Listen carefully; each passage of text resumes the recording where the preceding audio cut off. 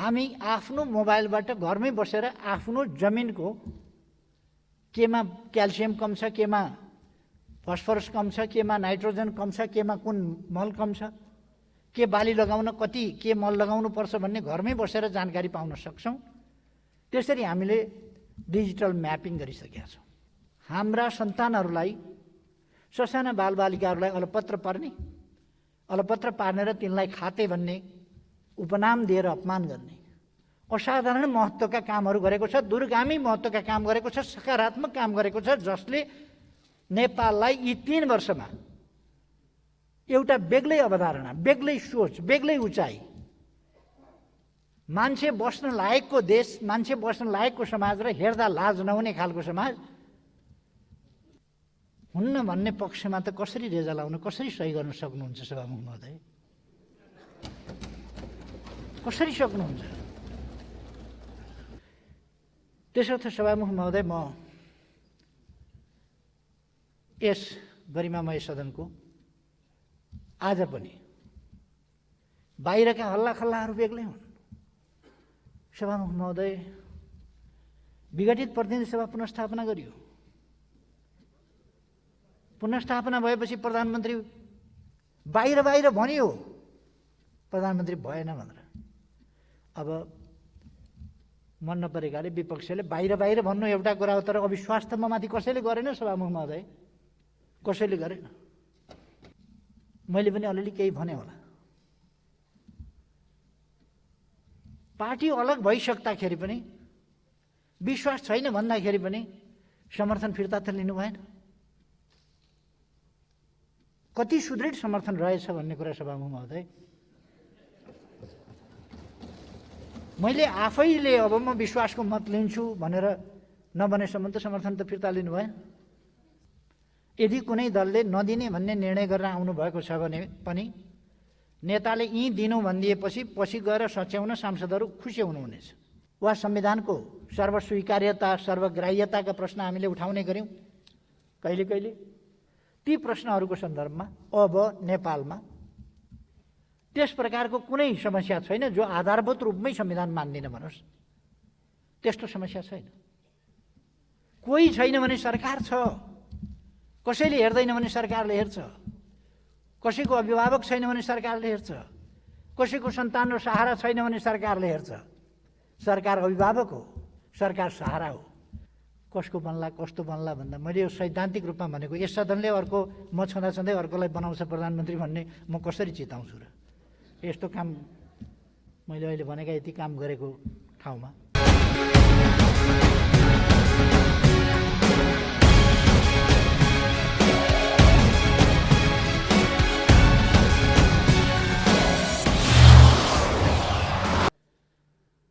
सम्माननीय सभामुख महोदय, आज देश कोभिड-19 को महामारीको दोस्रो लहरबाट आक्रान्त भइरहेको छ। हजारौं मानिसहरू अस्पतालमा, हजारौं घरमै बसेर स्वास्थ्य लाभ गरिरहनु भएको छ या उपचार गराइरहनु भएको छ। कतिपय नागरिकको अमूल्य जीवन यस महामारीको कारणले अन्त्य भइरहेको छ। यसका विरुद्ध हामी लडाईँ लडिरहेका छौँ। सरकारको ध्यान यति बेला कोभिड-19 को रोकथाम र त्यसको उपचारमा केन्द्रित छ र आवश्यकता अनुसार आफ्ना यस विरुद्धको लडाईँका कदमहरूलाई विभिन्न ढङ्गले प्रभावकारी रूपमा अगाडि पनि बढाइरहेको छ। म कोभिड-19बाट आफ्नो अमूल्य जीवन गुमाउनुहुने सबैप्रति श्रद्धासुमन अर्पण गर्छु। उहाँको निधनमा दुःख व्यक्त गर्छु र उपचाररत र सङ्क्रमित सबैको शीघ्र स्वास्थ्य लाभको कामना गर्दछु।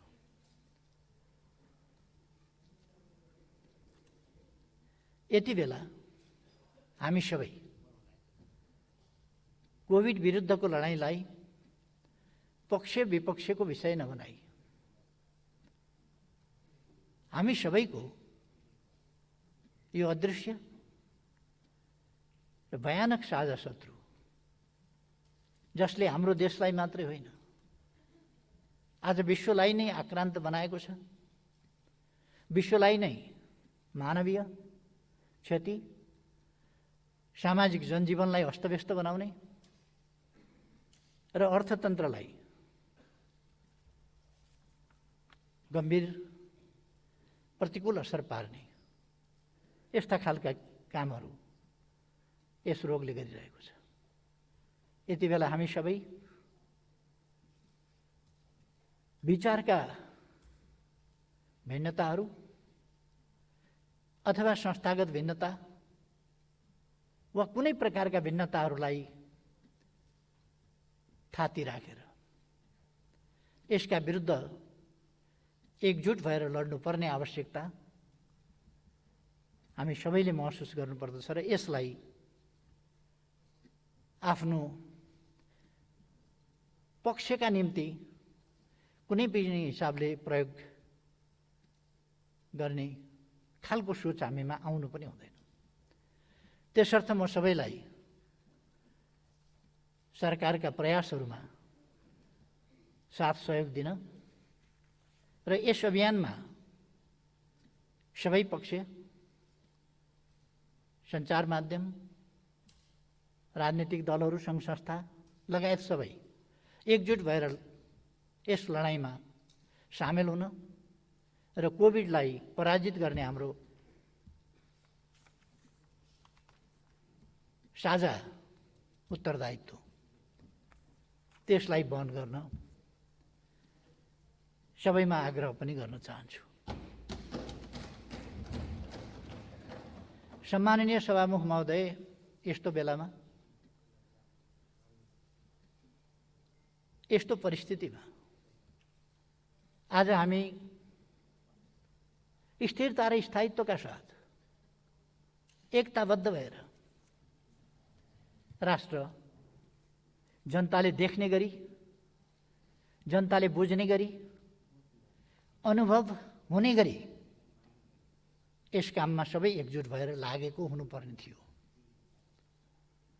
तर मैले अलिकति दुःखका साथ नै भन्नुपर्छ, हामी त्यसरी जान सकेनौँ। कारण जेसुकै होस्, तर हाम्रा गतिविधिहरू, हाम्रा चिन्तनहरू, हाम्रा प्रयासहरू, हाम्रा ध्यानहरू जे कुरामा केन्द्रित हुनु पर्थ्यो त्यस कुरामा केन्द्रित हुन सकेनन्। सरकारले आफ्ना ध्यान कोभिड विरुद्धको लडाईँमा केन्द्रित गर्न चाह्यो, विकासका प्रश्नहरूमा केन्द्रित गर्न चाह्यो, सामाजिक जनजीवनमा बढी क्षति र खलबलाहट पैदा हुन नपाओस्, अर्थतन्त्रमा प्रतिकूल असर न्यून गर्न सकियोस्, यस कुरामा सरकार लाग्यो। तर सरकारले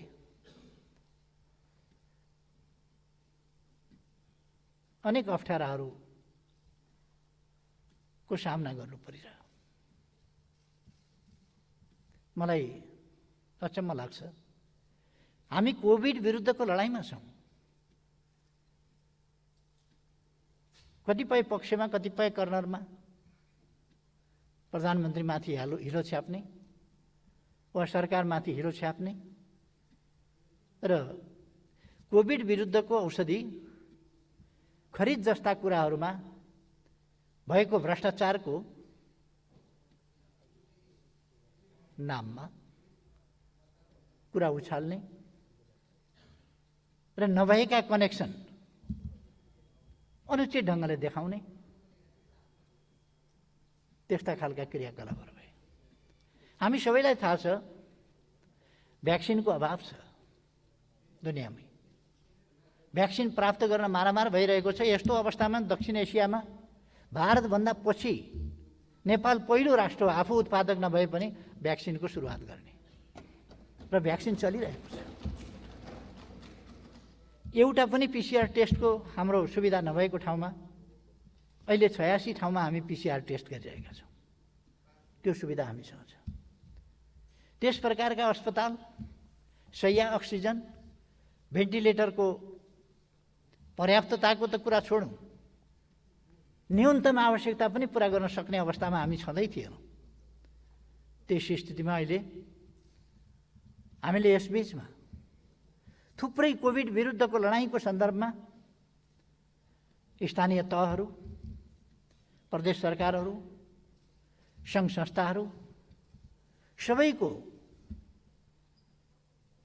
सरकारको सम्पूर्ण संयन्त्र सबैको साथ सहयोग लिएर सफलतापूर्वक पहिलो लहरलाई तुलनात्मक हिसाबले भन्ने हो भने न्यून क्षतिमै सरकारले नियन्त्रण गर्न सक्यो।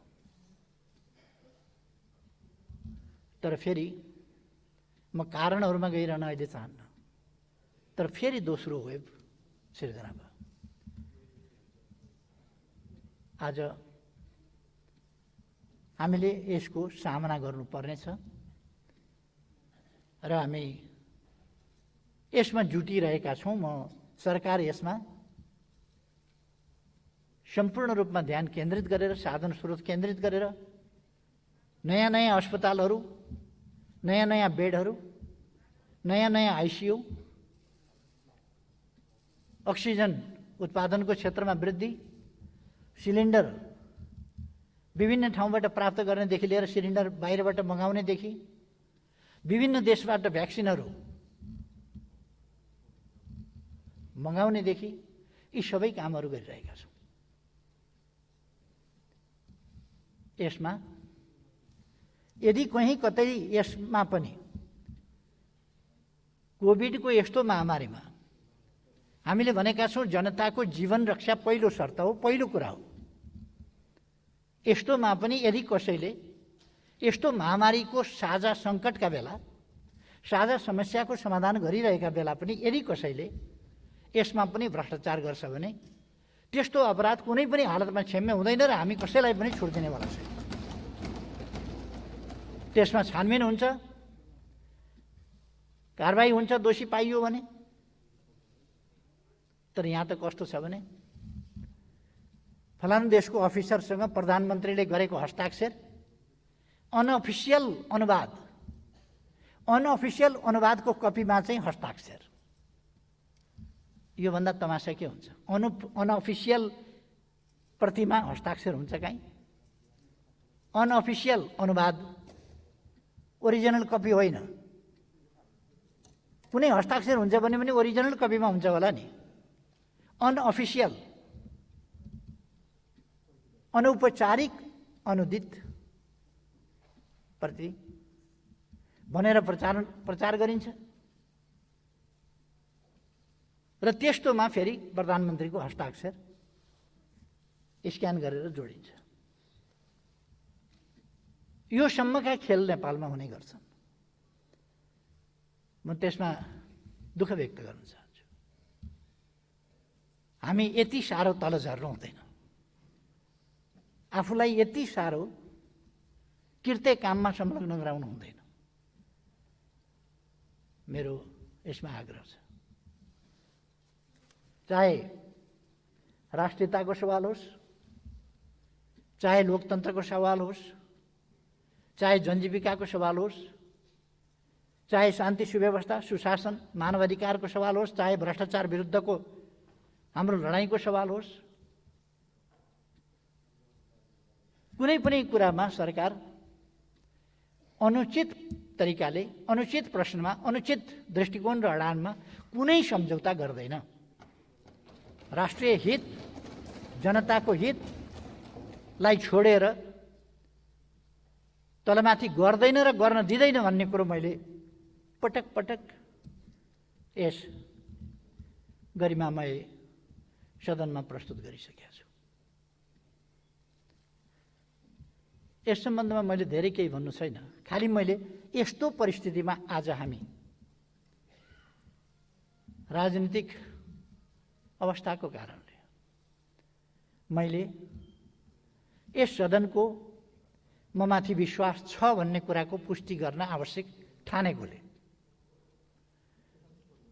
आज यो प्रस्ताव राख्न म यहाँ उभिएको छु। म विश्वास गर्छु हामी संलग्नतामा होइन, म कहाँ संलग्न छु, मेरो संलग्नता कहाँ छ भन्ने कुरामा होइन, हामी सार्वभौम जनताको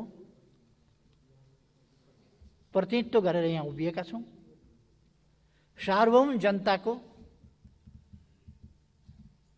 भावना र हितहरूको प्रतिनिधित्व हामी गर्छौँ। यस्तो अवस्थामा हामीले विचारको आग्रहका साथ होइन, आफ्ना स्वार्थहरूबाट निर्देशित भएर होइन, हामीले म कहाँ छु, कहाँ आबद्ध छु, कहाँ सम्बद्ध छु भनेर होइन, आबद्धता वा संलग्नतालाई हेरेर होइन, सत्यलाई पछ्याएर निर्णय गर्नुपर्ने अवस्था छ र निर्णय हामीले त्यसरी गर्न सक्नुपर्छ। यदि हामीले सच्चाइलाई पछ्याउँछौँ भने वर्तमान सरकार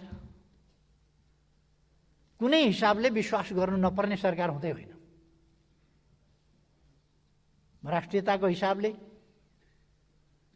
राष्ट्रियताको प्रश्नमा मैले धेरै भन्नु पर्ला जस्तो लाग्दैन। एउटा अग्नि परीक्षा होइन, राष्ट्रिय हितको रक्षा सम्वर्धनको प्रश्नमा, राष्ट्रियताको रक्षा र सम्वर्धनको प्रश्नमा, स्वाधीनता स्वतन्त्रताको वास्तविक अर्थमा व्यावहारिक रूपमा कार्यान्वयन गर्ने सन्दर्भमा, भौगोलिक अखण्डताको रक्षा र पहरेदारी गर्ने सन्दर्भमा, राष्ट्रिय हितलाई सर्वोपरि राखेर व्यवहार गर्ने सन्दर्भमा र राष्ट्रिय स्वाभिमानलाई माथि उठाउने सन्दर्भमा वर्तमान सरकारले कुनै पनि कसर नराखेको कुरा यो तर्कभन्दा माथि छ। तथ्यहरूले यसलाई तर्क गरिरहनु पर्ने होइन, तस्बिर आफै बोल्छ भने जस्तो सत्यहरू आफै बोल्छन्, हाम्रा व्यवहार आफै बोल्छन्, हाम्रा उपलब्धिहरू आफै बोल्छन्, हामीले प्रस्तुत गरेका दृष्टिकोणहरू आफै बोल्छन्, हामीले लिएका उडानहरू आफै बोल्छन् र हामीले प्राप्त गरेका उपलब्धिहरू आफै बोल्छन्।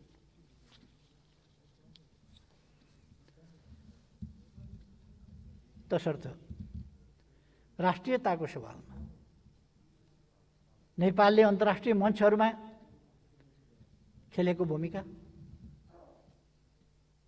यी सबै हिसाबले हेर्ने हो भने पनि नेपाल एउटा सुनिन थालेको,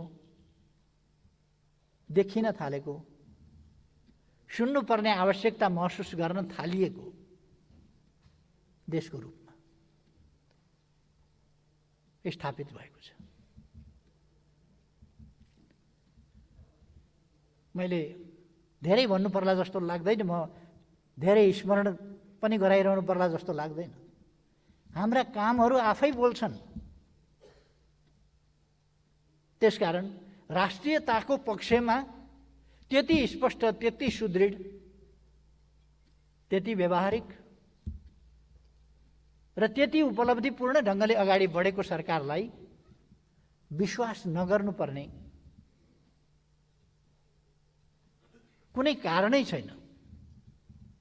यदि हामी आइडियोलोजिकल प्रेजुडिस राख्छौँ भने बेग्लै कुरा हो। संलग्नतालाई अनुचित महत्त्व दिन्छौँ भने बेग्लै कुरा होला। होइन भने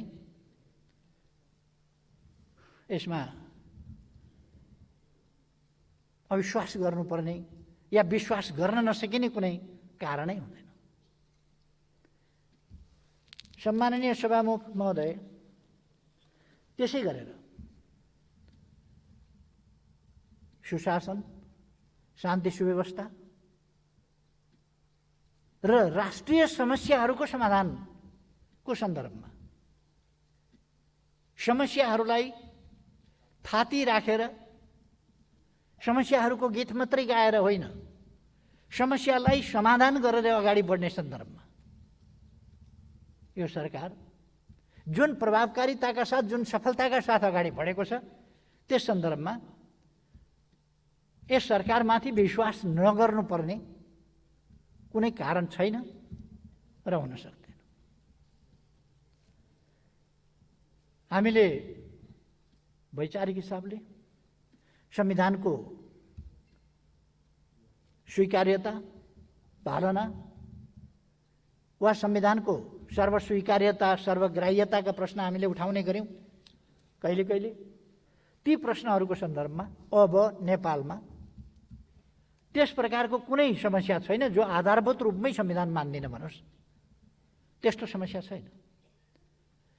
जहाँसम्म संविधानमा यो वा त्यो पक्षमा यति सन्तुष्टि रह्यो, यति असन्तुष्टि छ, यो ठाउँमा सच्याउनु पर्छ भन्ने कुरा, त्यो त व्यवहारका क्रममा संसारमा जुनसुकै पनि संविधान परिमार्जन हुँदै जान्छ। आवश्यकताका आधारमा देशलाई अगाडि बढाउने सन्दर्भमा संविधानको कार्यान्वयनकै सन्दर्भमा प्राप्त अनुभवहरू र ती अनुभवहरूले देखाएका परिवर्तनका आवश्यकताहरू अनुरूप र देशलाई अगाडि बढाउनका निम्ति औचित्यपूर्ण ढङ्गले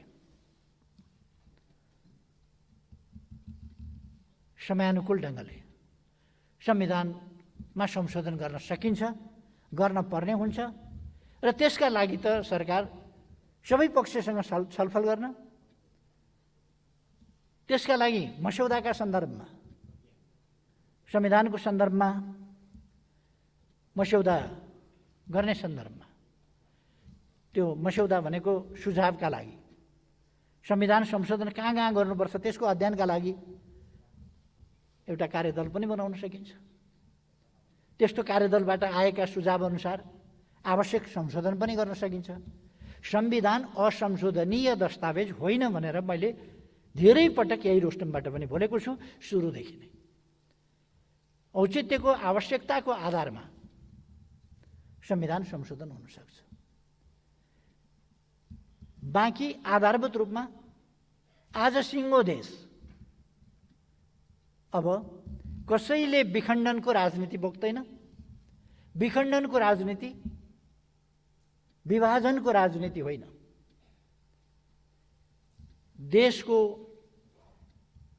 सार्वभौमसत्ता, स्वाधीनता र भौगोलिक अखण्डताको सन्दर्भमा अब कुनै विवाद छैन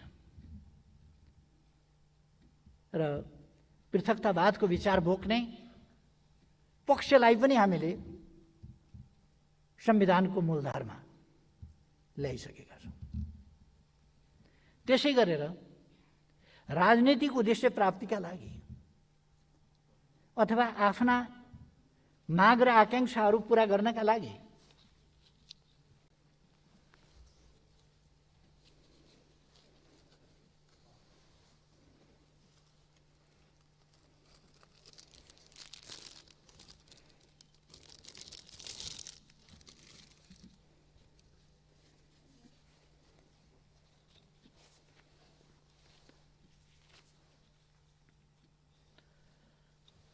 हिंसालाई माध्यम बनाउनु पर्छ भन्ने जुन सोचहरू रहेका थिए, ती सोचहरू पनि अब अन्त्य भएका छन्। सरकारले संवादको माध्यमबाट हिंसाको विचार र मार्ग परित्याग गराएर शान्तिपूर्ण राजनीतिको मूलधारमा त्यस्तो पक्ष र शक्तिहरूलाई पनि ल्याइएको छ। यस्ता सफलताहरू दशकौंदेखि नेपालमा हिंसाको राजनीति अनवरत थियो, अथवा राजनीतिका नाउँमा राजनीतिक उद्देश्य वा अभिष्ट प्राप्त गर्नका निम्ति हिंसाको पक्षपोषण, त्यसको अवलम्बन गर्ने शक्तिहरू थिए। त्यसले देशमा एउटा भएको र क्षतिको स्थिति लगातार राखेको थियो। त्यो अन्त भएको छ। यी के ऐतिहासिक र ठुला उपलब्धिहरू होइन,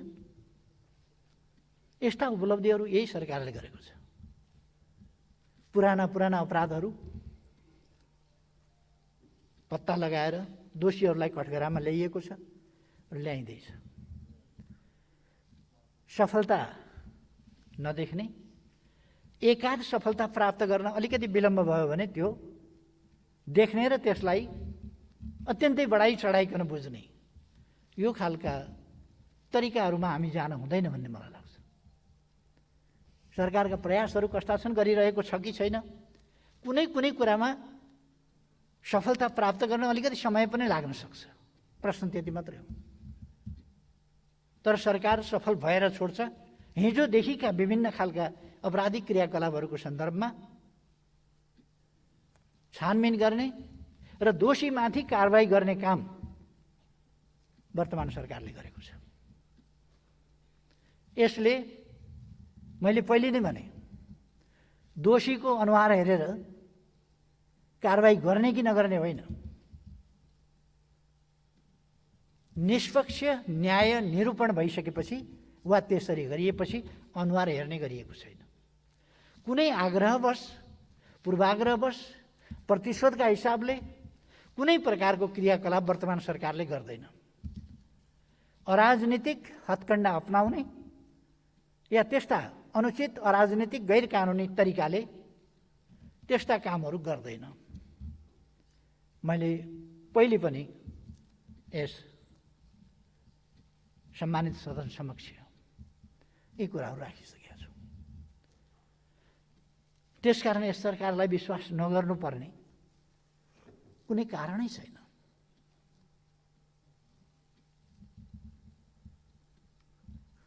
राजनीतिक शक्तिहरूका बीचमा घाउ कोट्याइकन, राजनीतिक शक्तिहरूका बीचमा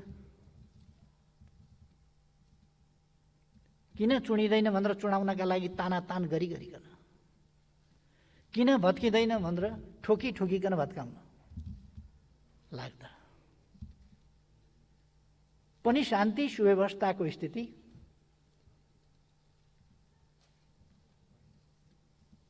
राम्रो छ। फेरि यदि हामी सत्यलाई स्वीकारेर अगाडि बढ्न तयार हुन्छौँ भने यस सरकारलाई समर्थन, विश्वास नगर्नुपर्ने कुनै कारणै छैन। त्यसकारण मैले विश्वासको मत लिने र सदनको आफूमाथि विश्वास छ भन्ने कुरा प्रष्ट गर्न चाहेको। सभामुख महोदय, विकास निर्माणको क्षेत्रमा, पूर्वाधारको क्षेत्रमा, भौतिक पूर्वाधार विकासको क्षेत्रमा, राजमार्ग, बाटा, घाटा, पुल, जोलुङ्गे पुल आदिको निर्माणको सन्दर्भमा, नेपाललाई सुरुङ मार्गको नयाँ युगमा प्रवेश गराउने सन्दर्भमा, नयाँ हवाई मैदानहरूको काम तीव्रताका साथ अगाडि बढाउने सन्दर्भमा, अथवा अरू विभिन्न पक्षहरूमा, सञ्चारको क्षेत्रमा अहिले यति धेरै कामहरू भएका छन्। हामी आफ्नो मोबाइलबाट घरमै बसेर आफ्नो जमिनको केमा क्याल्सियम कम छ, केमा फस्फरस कम छ, केमा नाइट्रोजन कम छ, केमा कुन मल कम छ, के बाली लगाउन कति के मल लगाउनु पर्छ भन्ने घरमै बसेर जानकारी पाउन सक्छौँ। त्यसरी हामीले डिजिटल म्यापिङ गरिसकेका छौँ। नागरिक एप्स बनाइसकेका छौँ जसबाट बैंकिङ कारोबार आदि गर्न सक्छौँ। थुप्रै कामहरू यस्ता भएका छन् जहाँ विकासमा प्रविधिको प्रयोग, सञ्चारमा पनि प्रविधिको प्रयोगबाट ठुलो विकास गरिएको छ र डिजिटल नेपाल बनाउने हाम्रो अठोट त्यसलाई प्राप्त गर्ने कोसिस गरिएको छ। डिजिटल नेपालको सन्दर्भमा 4G सेवा सबैतिर पुर्याइएको छ, 5G को प्रयोग गरिरहेको छ। अहिले अरू मेरो किता भनेर आफ्नै मोबाइलमा अब आफ्नो जमिन हेर्न सकिन्छ। कहाँनिर छ आफ्नो जमिन, कुन किता हो, कति छ, त्यसको आकार कस्तो छ, ती सबै हेर्न सकिन्छ र त्यसै मार्फत कारोबारहरू गर्न सकिन्छ। अब कुनै कर तिर्न पर्यो भने कुनै मोबाइलको चार्जदेखि लिएर अनेक कुराहरू तिर्नका लागि या भूमि कर तिर्नका लागि, लाइसेन्स रिन्यू गर्नका लागि, अनेक चिजका लागि कार्यालय अड्डा धाइरहनु पर्दैन। घरै बसेर हामी ती कामहरू गर्न सक्छौँ।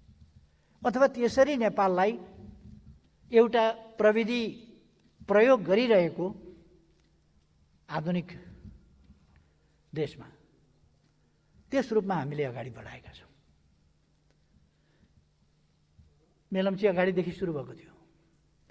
कसले सुरु गर्यो भन्ने बहस पनि चले। राजा वीरेन्द्रका समयदेखि चलेको थियो। किशुनजीले 48 सालको निर्वाचनका बखत त्यो प्रसङ्ग फेरि उठाउनु भएको थियो। अगाडिका सरकारहरू पनि लागे, तर अहिलेको सरकारले विशेष तीव्रता दियो र काठमाडौँमा 17 करोड लिटर पानी ल्याइयो। अरू केही वर्षभित्र 17 करोड लिटरको हिसाबले याङ्ग्री र लार्केबाट अरू 17 करोड लिटर ल्याइँदैछ र जम्मा 51 करोड लिटर पानी काठमाडौँमा ल्याइन्छ। त्यसो भएपछि काठमाडौँमा पानीको कहीँ कमी छ भन्ने स्थिति हुँदैन। यी काम पनि गरेकै छ। पुनर्निर्माणका कामहरूमा तीव्रताका साथ गरेको छ। केही ठाउँमा केही प्राविधिक हिसाबले, केही पुरातात्विक महत्त्वका र त्यसै गरी त्यस्तै वस्तुबाट निर्मित गर्नुपर्ने भएको हुनाले सिकर्मी डकर्मीदेखि लिएर तालिम गर्नुपर्ने प्रश्नहरूले गर्दा जनशक्तिको निर्माणका लागि जनशक्तिको दक्ष जनशक्तिको त्यसका निम्ति आवश्यक जनशक्तिको कमीको कारणले गर्दा अलिकति विलम्ब भएको होला। नत्र भने हामी सबैलाई थाहा छ हाम्रा अगाडि धरहरा यति छोटो अवधिभित्र निर्माण भएको छ, उद्घाटन भएको छ। रानीपोखरी उद्घाटन भएको छ, दरबार हाई स्कुल उद्घाटन भएको छ, बसन्तपुरको त्यो भत्किएको बसन्तपुरको ध्वस्त भएको बसन्तपुरको अहिले त्यसको दृश्य नै फरक परेको छ। अरू धेरै ठाउँमा सिंहदरबारको प्रबलीकरण, प्रधानमन्त्री कार्यालय अहिले पहिली भत्किएकै सिंहदरबारमा फेरि बनाइवरिकन सारिसकिया छ। हामीले अरू निर्माण कार्यहरू त्यसै गरी अगाडि बढाएका छौँ।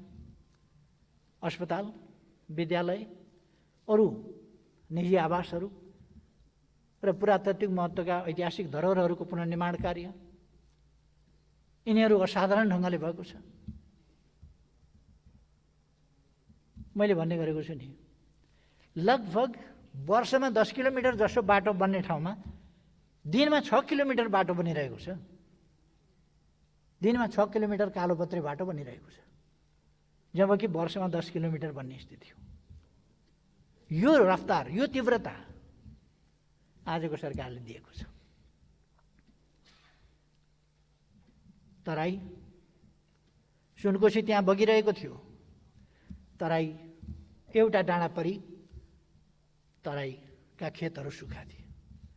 अहिले सुनकोशी मरिन डाइभर्सन, त्यसलाई बागमतीमा लगेर सिँचाइ गर्ने काम 5 वर्षभित्र त्यसलाई सम्पूर्ण रूपले पुरा गर्ने र सञ्चालन गर्ने गरी शिलान्यास भइसकेको छ र काम अगाडि बढेको छ। अरू आयोजना फेरि बन्दैछन्। यसरी कति नयाँ कामहरू, नयाँ 12वटा स्मार्ट नयाँ सिटीहरू स्मार्ट सिटीको रूपमा विकास हुँदैछन्। अब ती कामहरू भइरहेका छन्। कृषिको आधुनिकीकरणका कामहरू, ध्वस्त भएको पर्यटन क्षेत्रलाई फेरि उठाउने कुरा, उद्योगहरूलाई कसरी सुरक्षित संरक्षित गरेर अगाडि लाने तत्सम्बन्धी कुरा, व्यापार सन्तुलन आफ्नो अनुकूल बनाउँदै जाने। पहिले जुन व्यापार असन्तुलन थियो त्यसलाई न्यूनीकरण गर्दै लगिएको छ र व्यापार असन्तुलनलाई, घाटालाई कम गर्दै लगेर अनुकूल सन्तुलनतर्फको हामीले बाटो समातेका छौँ र उल्लेख्य उपलब्धि हासिल गरेका छौँ। सामाजिक पूर्वाधार विकासको सन्दर्भमा भन्ने हो भने शिक्षाका क्षेत्र, स्वास्थ्यका क्षेत्र, अरू क्षेत्रहरूमा बालबालिका इनरोलमेन्टको प्रश्नमा अथवा उनीहरूले फेरि स्कुलबाट ड्रप आउट हुने अथवा स्कुल छोडेर बाहिर जाने स्थिति नहोस् भन्ने सन्दर्भमा, त्यस सन्दर्भमा पनि सरकारले गम्भीरताका साथ ध्यान दिएको छ। उच्च शिक्षालाई, विश्वविद्यालयहरूलाई अनुसन्धानका केन्द्र बनाउने, अनुसन्धानमुखी, व्यवहारमुखी, आधुनिक शिक्षा, प्रतिस्पर्धी शिक्षा, त्यो कुरा उपलब्ध गराउने, यस सन्दर्भमा सरकारले ध्यान दिएको छ।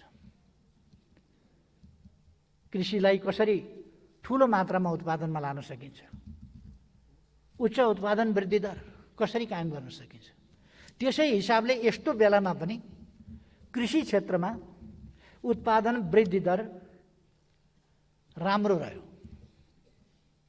धानमा 9%, मकैमा 6%, अरू सालाखाला गर्दा पनि लगभग 6% को कृषि उत्पादनमा वृद्धि भएको छ। माछा, मासु, अन्डा, दुध आदि क्षेत्रमा हामी आत्मनिर्भर भएका छौँ। स्वास्थ्य क्षेत्रमा मैले भनिरहनु पर्दैन, यति धेरै अस्पतालहरू नयाँ बनेका छन्, सञ्चालनमा आएका छन् र हामी तिनलाई जनशक्तिको हिसाबले, दक्ष जनशक्तिको हिसाबले, आवश्यक जनशक्तिको हिसाबले र साधनहरूको हिसाबले, स्रोतहरूको हिसाबले तिनलाई प्रभावकारी बनाउने प्रयासमा लागिरहेका छौँ। तसर्थ मैले भन्ने गरेको छु, धेरैपल्ट मैले भनेको छु, ढुङ्गा टिपेर फ्याँकिदिने, जहाँ खस्छ त्यहीँ मेरो निशाना थियो भन्ने हामीले गरेका छैनौँ। हामी गन्तव्य निर्धारण गर्छौँ। हाम्रो गन्तव्य कहाँ हो त्यो निर्धारण गर्छौँ र त्यसमा पुग्नका लागि हाम्रा नीति, हाम्रा कार्यक्रम, हाम्रा योजनाहरू, हाम्रा लक्ष्यहरू हामी तदनुसार निर्धारण गरेर हरेक क्षेत्रमा त्यसरी अगाडि बढिरहेका छौँ। त्यसकारण यो अन्धाधुन्ध यो सरकार गइरहेको छैन। समृद्ध नेपाल, सुखी नेपाली यो राष्ट्रिय आकांक्षा, हामी सबैको आकांक्षा, सम्पूर्ण नेपालीको आकांक्षा, नेपाल समृद्ध होस्, विकसित होस्, आधुनिक होस्, नेपालको सबै क्षेत्रका सबै व्यवसायका जनता को आम्दानी राम्रो होस्, रोजगारीका अवसरहरू सिर्जना गरौँ, युवा शक्तिलाई पलायन हुन नदिउँ, स्वदेशमै रोजगारीका अवसरहरू सिर्जना गरौँ। यस काममा सरकार लागेको छ।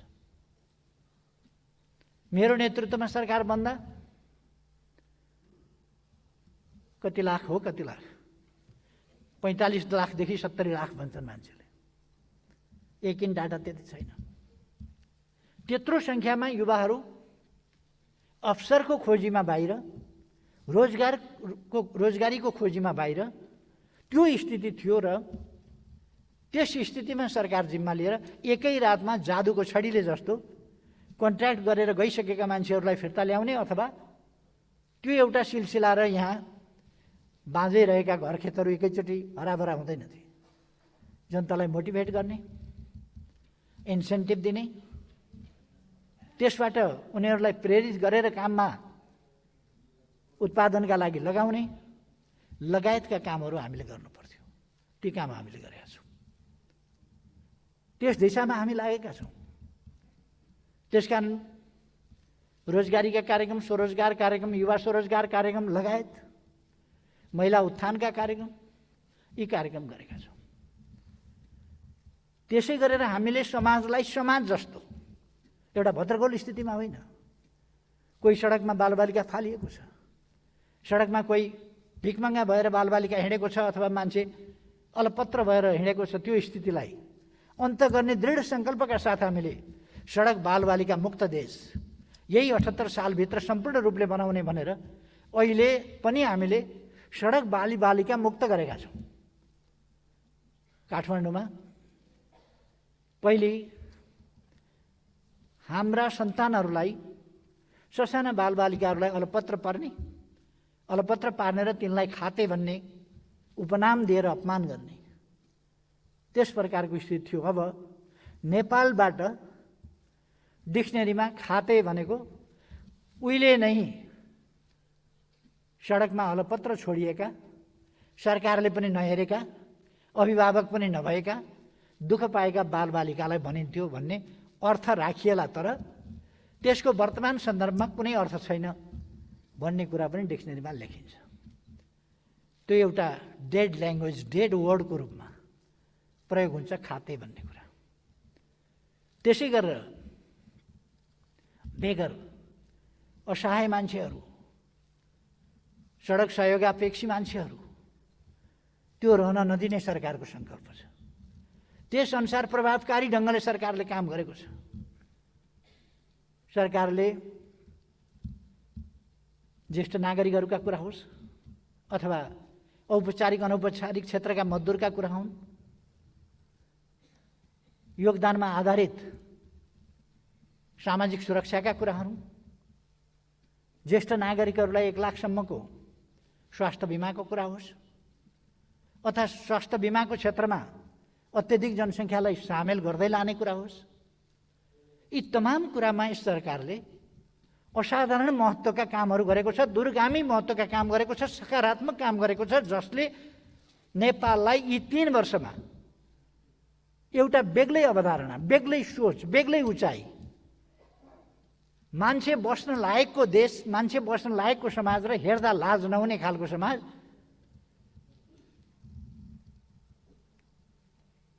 र चल मैदान भन्ने स्थितिबाट अन्त गरेको छ। लोटा अगाडि राखेर टुक्रोका गाला हात लगाएर बस्ने स्थिति अन्त गरेको छ। एउटा सभ्यताको सिँढीमा देशलाई उठाएको छ। सडक बालबालिका मुक्त, सडक सहयोगापेक्षी मानव मुक्त, भिखारी मुक्त त्यो बनाएको छ र कहीँ अपवादको रूपमा छ भने त्यो अपवादलाई पनि हामीले 78 सालभित्र त्यो अपवादलाई अन्त्य गर्ने भनेर घोषणा गरेका छौँ। सभामुख महोदय, यी सबै उपलब्धि होइनन् र यी सबै सकारात्मक परिवर्तन होइनन् र यो छोटो समयमा गरिएका यी एउटा भिजनको कार्यान्वयनका परिणतिहरू होइनन् र हामी राजनीतिलाई के बनाइरहेका छौँ आज? राजनीतिलाई स्वार्थको धुनो सोझ्याउने एउटा अस्त्रको रूपमा मात्रै बुझ्दैछौँ कि देश बनाउने सङ्कल्पको रूपमा बुझ्दैछौँ राजनीतिलाई? राजनीति, सम्माननीय सभामुख महोदय, देश बनाउने, देश र जनताको सेवा गर्ने एउटा माध्यम हो। यो कसको सुप्रचार गरिदिनु पर्ने, कसको कुप्रचार गरेकै हुनुपर्ने, कसको विरोध गरेकै हुनुपर्ने, राम्रो गरे पनि निन्दै गरेको हुनुपर्ने, बनाए पनि जस नदिने, नबनाए त झन् जस दिने कुरै भएन, गरे पनि जस नदिने, नगरे त कुरै भएन। यस खालको कुरा आज हामीले अन्धा अपाङ्गता भएका व्यक्तिहरू, शारीरिक रूपले अशक्त व्यक्तिहरू, उनीहरूलाई पनि सामाजिक सुरक्षाको दायराभित्र ल्याएका छौँ। एकल महिलाहरू, उहाँहरूलाई सामाजिक सुरक्षाको दायराभित्र ल्याएका छौँ। कोही छैन भने सरकार छ, कसैले हेर्दैन भने सरकारले हेर्छ, कसैको अभिभावक छैन भने सरकारले हेर्छ, कसैको सन्तान र सहारा छैन भने सरकारले हेर्छ। सरकार अभिभावक हो, सरकार सहारा हो, सरकार अभिभावक हो, सरकार विकासको अगुवा हो, नीति निर्माता हो, मार्गदर्शक हो। त्यस रूपमा काम गरेको छ र गर्छ सभामुख महोदय। त्यसर्थ मैले विश्वास लिएको छु कि मान्यज्यूहरूले हुन्न भन्ने पक्षमा त कसरी रेजा लाउन, कसरी सही गर्न सक्नुहुन्छ सभामुख महोदय? कसरी सक्नुहुन्छ? बाहिरबाट आउँदासम्म अलिक दिन भेट नहुँदा ओर्दा अलिअलि फोन पनि गर्दैन प्रधानमन्त्रीले भन्ने रिस पनि अलिक थियो कि असन्तुष्टि पनि थियो कि त्यो पनि अब छोडिदिनुहोस् प्लिज। म काममै लागेर नभ्याएको, काममै लागेर नभ्याएको, मेरो कसैप्रति कुनै आग्रह पूर्वाग्रह छैन। यस सदनले मलाई निर्वाचित गरेको, यस सदनको बलले 3 वर्षभन्दा बढी सभामुख महोदय म प्रधानमन्त्रीको हैसियतमा यस्तो रोस्टममा उभिएको छु। यही सदनको बलले, यही सदनको बलले फेरि पनि रहन्छु भन्ने मलाई विश्वास छ। किनभने सदनको विवेकमाथि म पूर्ण रूपमा भरोसा गर्छु। सभामुख महोदय, मैले धेरै केही भन्नुपर्ला जस्तो लाग्दैन। हामीले मानव अधिकारको क्षेत्रमा होस्, वातावरणको क्षेत्रमा होस्, अरू क्षेत्रमा होस्, अनेक क्षेत्रमा असाधारण काम गरेका छौँ। हामीले सगरमाथा संवाद राखेका थियौँ, कोभिडको कारणले हुन सकेन। अब आउँदो अक्टोबरतिर राख्ने भन्ने विचार गरेका छौँ। र मलाई विश्वास छ कोभिड हामी छिटै नै नियन्त्रण गर्न सक्छौँ। कोभिडलाई पराजित गर्ने सबभन्दा महत्त्वपूर्ण कुरा कोभिड सर्न नदिनु हो। कोभिड सर्न नदिएपछि कोभिड पराजित गर्न सकिन्छ। त्यसका लागि मास्क लगाऊँ, सामाजिक दूरी कायम राखौँ, सेनिटाइजरको प्रयोग गरौँ, हात धौँ, स्वास्थ्य मापदण्डहरू बराबर प्रचार भएका छन्। यो हामी सबैका लागि हो। ओहदा जेसुकै होस्, कोरोनाले ओहदा चिन्दैन, सोसल स्ट्याटस चिन्दैन। त्यसकारण केही पनि नचिन्ने भएको हुनाले हरेकले कोरोनालाई पराजित गर्न हरेकको योगदान आवश्यक छ। हरेकको योगदान, हरेक नेपाली दाजुभाइ दिदीबहिनीहरूलाई पनि यस सदन मार्फत म आग्रह गर्न चाहन्छु, कोभिड-19 विरुद्धको यस अभियानमा हामी फेरि पनि लागौँ। सरकार जसको बन्ला, जस्तो बन्ला, बेग्लै कुरा हो। यसो भनेपछि कतिपय साथीहरूलाई फेरि कसको बन्ला, कस्तो बन्ला भन्दा मैले यो सैद्धान्तिक रूपमा भनेको, यस सदनले अर्को म छँदाछँदै अर्कोलाई बनाउँछ प्रधानमन्त्री भन्ने म कसरी चिताउँछु र? यस्तो काम मैले अहिले भनेका यति काम गरेको ठाउँमा। त्यसर्थ सभामुख महोदय, म यस गरिमामय सदनको आज पनि बाहिरका हल्लाखल्लाहरू बेग्लै हुन्। सभामुख महोदय, विघटित प्रतिनिधि सभा पुनर्स्थापना गरियो। पुनर्स्थापना भएपछि प्रधानमन्त्री बाहिर बाहिर भनियो, प्रधानमन्त्री भएन भनेर। अब मन नपरेकाले विपक्षले बाहिर बाहिर भन्नु एउटा कुरा हो, तर अविश्वास त ममाथि कसैले गरेन सभामुख महोदय, कसैले गरेन। पुनर्स्थापना भइसकेपछि यत्रो समय मैले कहिले कहिले राजनीतिमा यस्तो अलिकति अब सँगै भएपछि एउटै देशमा काम गरेपछि यताउता कहिले कहिले अलिअलि भनामन पनि हुँदो रहेछ। अब कोही साथीहरूले के भन्ने, कोही साथीहरूले के भन्ने भएपछि मैले पनि अलिअलि केही भने होला। पार्टी अलग भइसक्दाखेरि पनि, विश्वास छैन भन्दाखेरि पनि समर्थन फिर्ता त लिनु भएन। कति सुदृढ समर्थन रहेछ भन्ने कुरा सभामुख महोदय,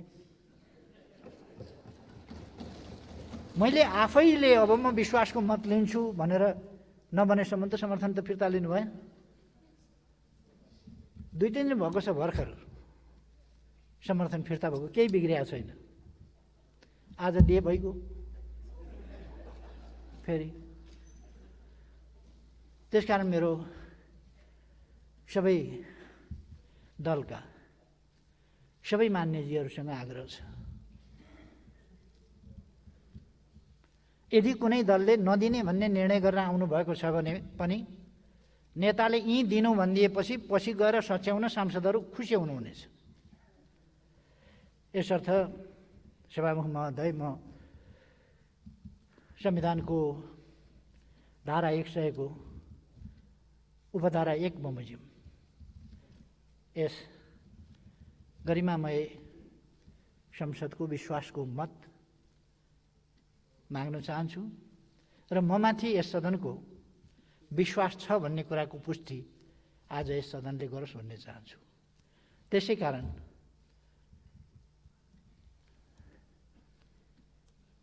प्रतिनिधि सभा नियमावली 2075 को नियम 52 को उपनियम 2 बमोजिम ममाथि यस प्रतिनिधि सभाको